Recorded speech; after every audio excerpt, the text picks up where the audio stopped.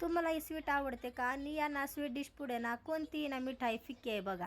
आणि तुम्हाला जर स्वीट आवडत असेल ना तर ही रेसिपी तुम्ही नक्की ट्राय करा.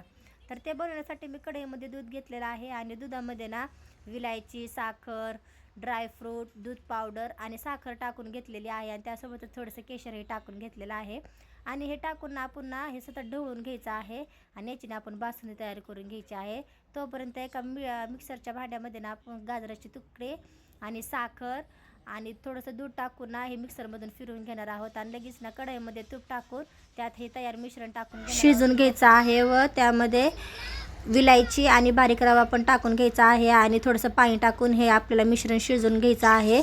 एकदम घट्ट होईपर्यंत शिजून घ्यायचं आहे, जेणेकरून ना आपले याचे ना गुलाबजामुन तयार होतील. आणि हे मिश्रण थंड झालं ना की याचे ना असे गुलाबजामुन तयार करून घ्यायचे आहेत आणि आपली तयार बासुंदीमध्ये हे जामून ना टाकून घ्यायचे आहेत व बासुंदी व ड्रायफ्रूटने ही रेसिपी गार्निश करायची आहे.